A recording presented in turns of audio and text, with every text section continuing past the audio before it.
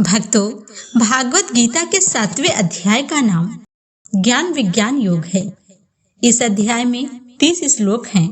पितृपक्ष में इस अध्याय का पाठ करने से पितृदोष से मुक्ति मिलती है। इस अध्याय का पाठ जितना हो सके उतना श्रद्धा भक्ति के साथ करना चाहिए। अगर इस अध्याय का पाठ खुद नहीं कर पाते हैं तो किसी योग्य ब्राह्मण से कराइए। भागवत गीता के 7वें अध्याय में बताया गया है कि 4 तरह के पुण्यात्मा लोग भक्ति में लगे रहते हैं। ये लोग दुखी, ज्ञान के जिज्ञासु, सांसारिक संपत्ति के जिज्ञासु और ज्ञान में स्थित होते हैं। भक्तों, गीता पढ़ने से व्यक्ति का आत्मबल बढ़ता है। गीता पढ़ने से व्यक्ति साहसी और निडर बनकर अपने कर्तव्य पथ पर आगे बढ़ता है। गीता पढ़ने से व्यक्ति के जीवन से नकारात्मक ऊर्जाएं दूर होने लगती हैं। गीता पढ़ने से व्यक्ति को सकारात्मक ऊर्जा का संचार होता है। आइए भक्तों, हम सभी भागवत गीता के 7वें अध्याय का पाठ करते हैं। भागवत गीता 7वां अध्याय। ओम श्री परमात्मने नमः।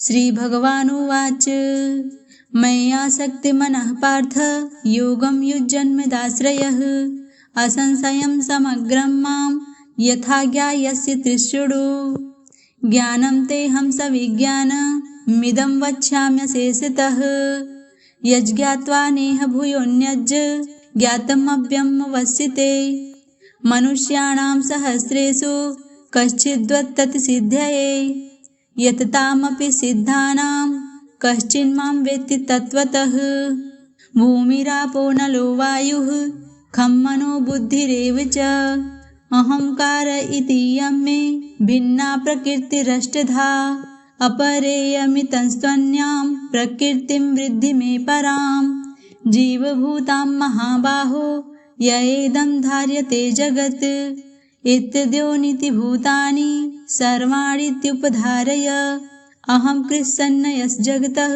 प्रभवः प्रलयस्तथा मत्तः परतरं नान्यत् किञ्चिदस्ति धनञ्जय मयि सर्वमिदं प्रोक्तं सूत्रे मणिगणा इव रसोऽहं मत्सु कौन्तेय प्रभास्मि शशिसूर्ययोः प्रणवः सर्ववेदेषु शब्दः खे पौरुषं नृषु पुण्यो गन्धः पृथिव्यां च तेजस्वां विभावसौ जीवनं सर्वभूतेषु तपस्सामि तपस्विषु बीजं मा सर्वभूतानां वृद्धि पार्थ सनातनं बुद्धिबुद्धिमतामस्मि तेजस्तेजस्विनामहं बलं बलवतां चाहं कामरागविवर्जितं धर्माविरुद्धो भूतेषु कामोऽस्मि भरतर्षभः ये चैव सात्विका भावा राजसास्तामसाश्रये मत्तः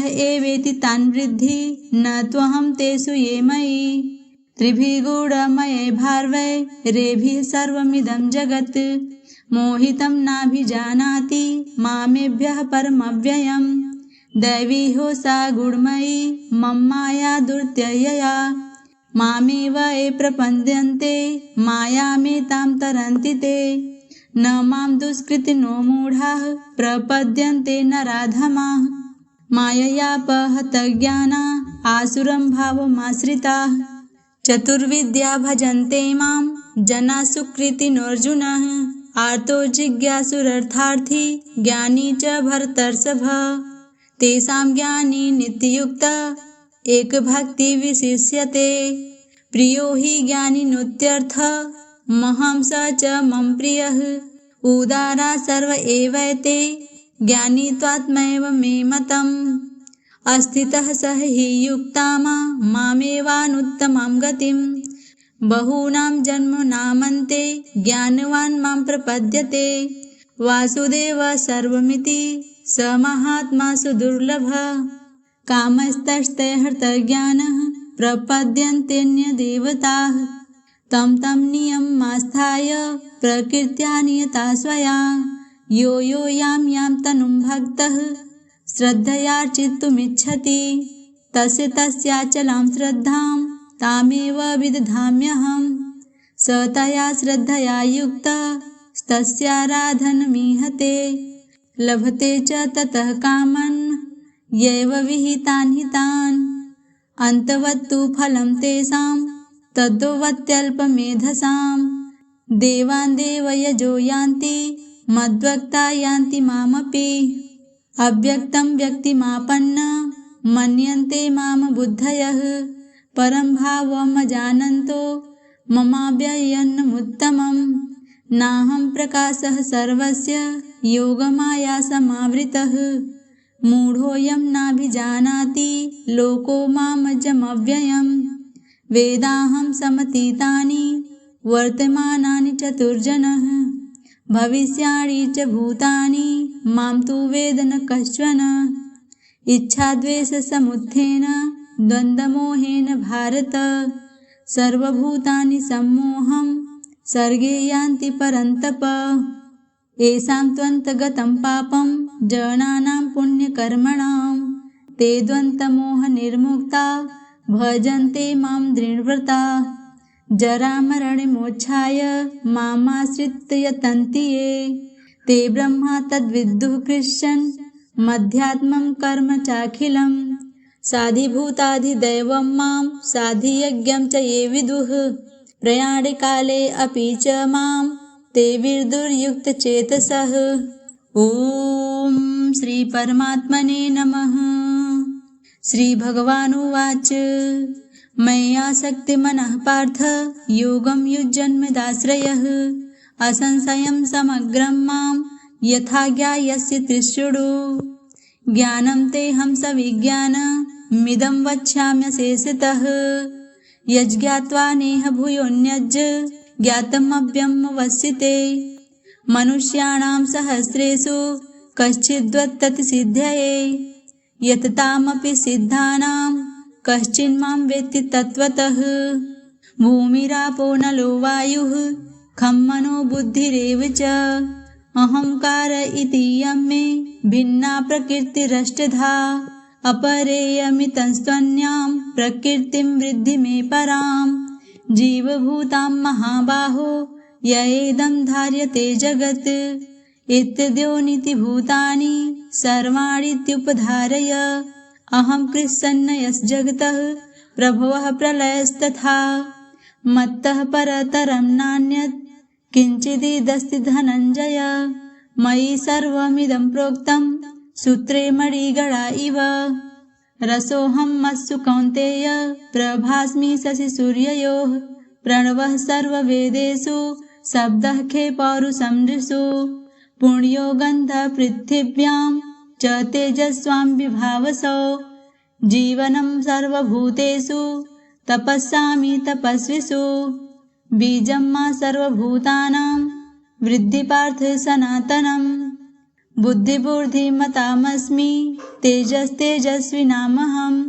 बलं बलवतां चाहं कामरागविवर्जितं।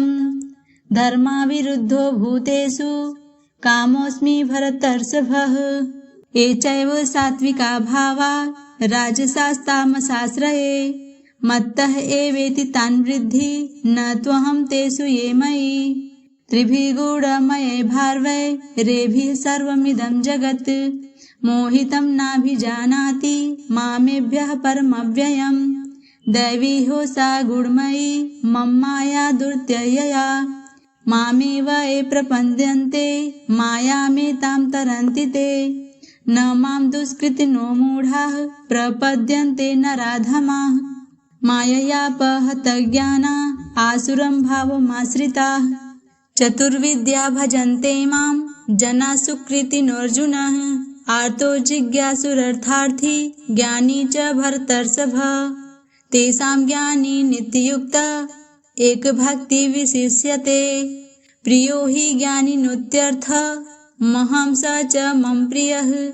उदारा सर्व एवैते ज्ञानी त्वात्मैव मे मतम्।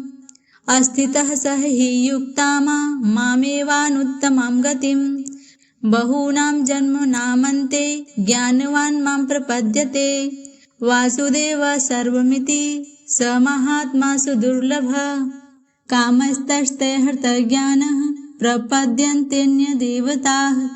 तं तं नियममास्थाय प्रकृत्या नियता स्वया। यो यो यां यां तनुं भक्तः श्रद्धयार्चितुमिच्छति तस्य तस्याचलां श्रद्धां तामेव विदधाम्यहम्। स तया श्रद्धया युक्तस्तस्याराधनमीहते लभते च ततः कामन् यैव विहितान् हितान्।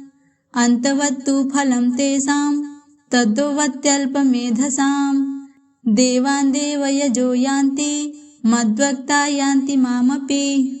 अव्यक्तं व्यक्तिमापन्न मन्यन्ते माम बुद्धयः। परं भावमजानन्तो ममाव्ययन्मुत्तमम्। नाहं प्रकाशः सर्वस्य योगमाया समावृतः। मूढोऽयं नाभिजानाति लोको मामजमव्ययम्। वेदाहं समतीतानि वर्तमानानि चतुर्जनः। भविष्याणि च भूतानि मां तु वेद न कश्चन। इच्छाद्वेषसमुत्थेन द्वन्द्वमोहेन भारत। सर्वभूतानि सम्मोहं सर्गे यान्ति परन्तप। येषां त्वन्तगतं पापं जनानां पुण्यकर्मणां ते द्वन्द्वमोहनिर्मुक्ता भजन्ते मां दृढव्रता। जरामरणमोक्षाय मामाश्रित्य यतन्ति ये ते ब्रह्मा तद्विदुः कृष्णन् मध्यात्मं कर्म चाखिलम्। साधिभूताधिदैवं मां साधियज्ञं च ये विदुः प्रयाणकाले अपि च मां ते विदुर्युक्तचेतसः।